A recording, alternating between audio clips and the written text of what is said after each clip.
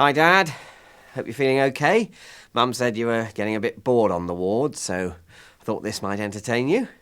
Plus, it might show that the digital camcorder wasn't such a waste of good money after all. Not getting at you, just it's rather good, isn't it? So, for your entertainment, I proudly present Scorpion Patrol, Real Life Behind Enemy Lines, read by the author.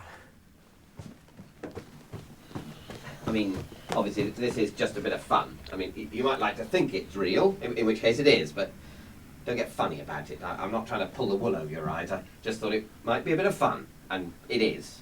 So, come on.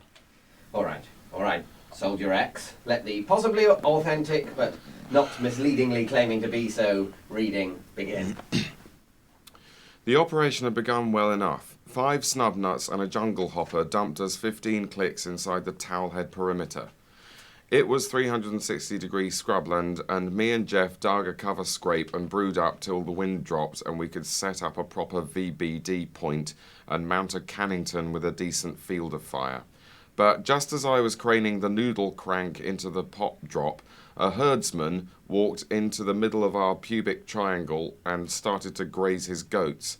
I was about to drop hop him out of the triangle and tie him to a tangle bark, but before I could, Jono decided he was a legitimate T-op and popped his bonk off with a Daisy Junket 750.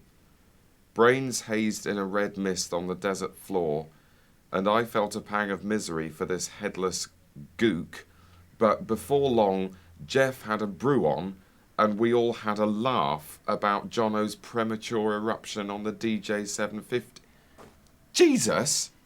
Carry on, Soldier X. But we just killed a shepherd.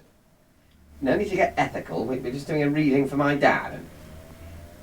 But they didn't even... It explains in the book.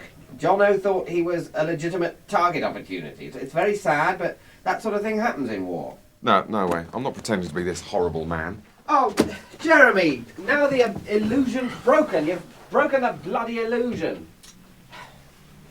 He's not horrible. He's a hero.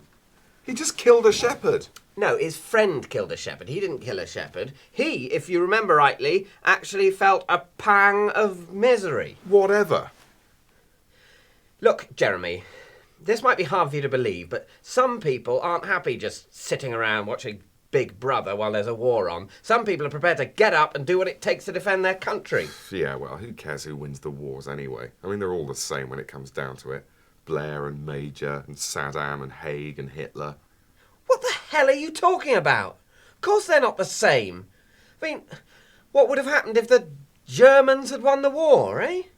Wouldn't have made much difference. What are you talking about? Of course it would have made a difference. It would have made an extremely big difference. Yeah, sure, we'd all be walking around in big boots with leather coats and eating cheese for breakfast, but would that be such a bad thing? I mean, we'd be part of the German Empire, but that's just the same as the American Empire. Instead of going to McDonald's, we'd probably all go down Herr Bratwurst's for a Hitler burger, and then, treat ourselves to a brand new pair of lederhosen from Das Gap. It's all the same. Shut up, Jeremy. Just shut up. I'm sorry, Dad. He's probably been at the funny fags again. I'm only kidding, obviously. I mean, he's a moron, but he's not a druggie.